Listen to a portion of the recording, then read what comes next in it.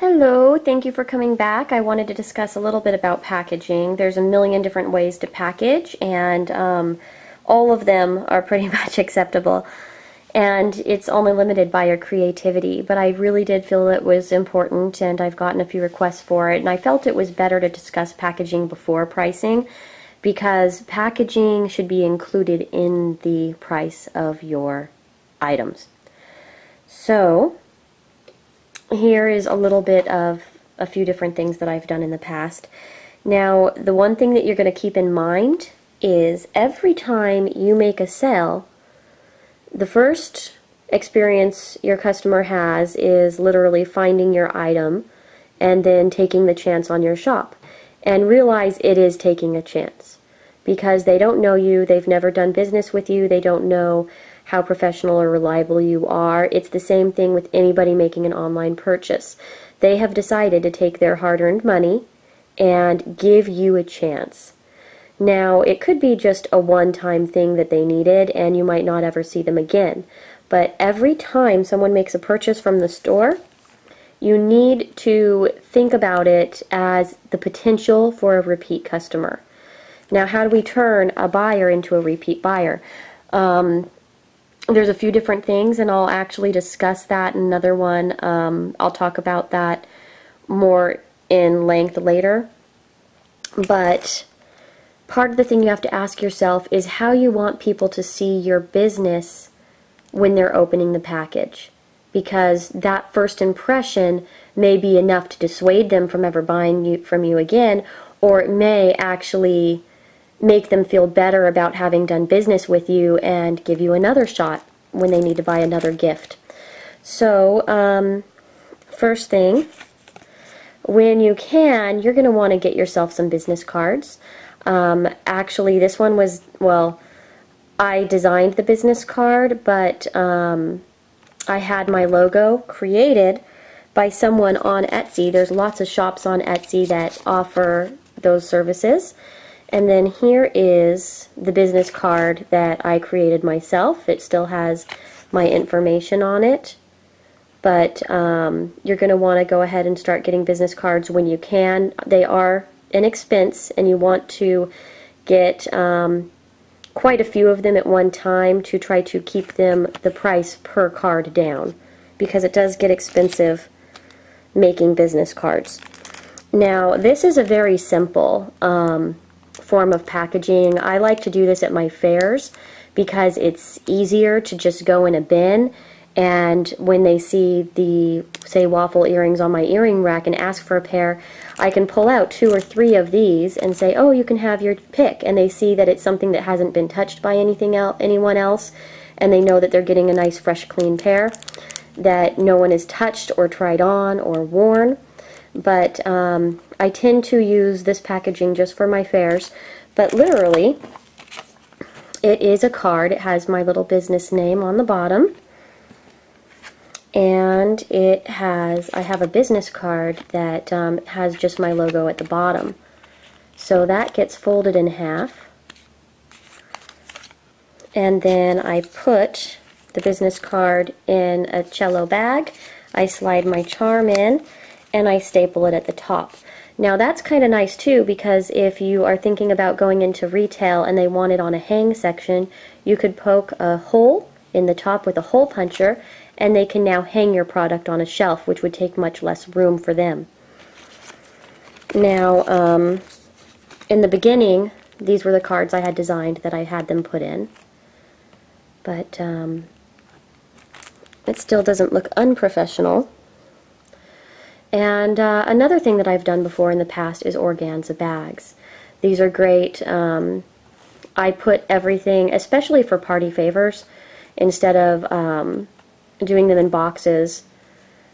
It looks nice to give little gifts for special occasion in organza bags. Organza bags are pretty inexpensive. I get my packaging right now from Uline. I have gotten it actually for the last 3 years at Uline. I've really liked them, but they're also close to me, so I get my shipping the day after I order it. So, organza bags are always fun, and they come in a lot of different colors. I usually use white. but I've purchased different colors to go with different themes. and they're also fun too.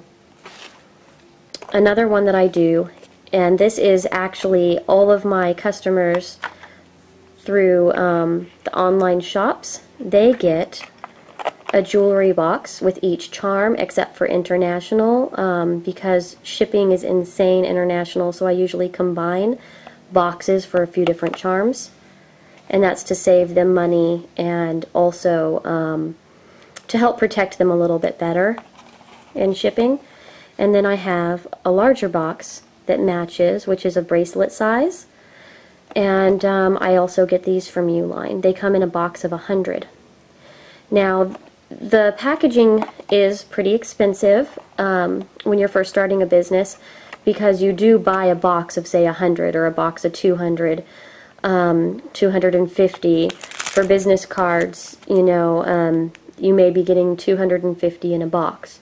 So it is pricey because you buy all of those at one time, but it makes the price per package less expensive. So you can go into a craft store, and they will have little boxes. They don't look like this, but they do have little boxes, and while you're beginning, it's perfectly acceptable to send them in boxes that you pick up the day of the sale. There's plenty of pretty boxes. There's people who wrap things in tissue paper. I've received things in just plain simple cellophane bags. I've received things wrapped up in bubble wrap. I've received items wrapped up in tissue paper and put in the envelope, and plain cellophane bags. Origami boxes that a person creates themselves, so if you're good at creating little boxes yourself, that's always a nice touch if you wanted to. And usually when I send a package, I try to send the box, and I try to send a business card. I don't always send the business cards, and it depends on how close I am to doing fairs, but oftentimes I could give away 500 to 1,000 business cards, and none of them ever result in anything. The people that are buying from you found you. So if it's a first order, you know, it's nice to put it in, but if they buy from you additionally, unless they're handing out your business cards, they may just end up in the trash. And if you do want to see how I do this, I can do a I can show you how I make them. The business cards were from Vista Print, and they're okay. Just, I've learned a few little tricks along the way to keep it from being too expensive with Vista Print. Moo has exceptional business cards. Moo is absolutely amazing, but they are a little pricey for me. So I just can't justify the cost for myself, but they are amazing. So I would highly recommend it if you have the budget to afford them. So those are a few of the different ways that I have packaged. You should go ahead and think about how you want your customer to feel when you open your package. Do you want them to feel like you are a professional business where they're seeing branding or logos, where they could identify with your project? Or are you wanting them to feel like each piece is individually made and you could do different wrappings each time?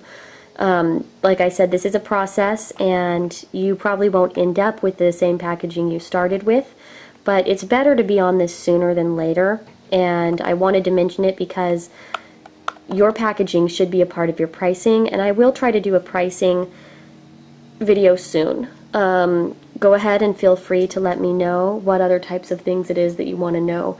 Business-wise, I still plan on doing an advertising video as well for Etsy on their advertising.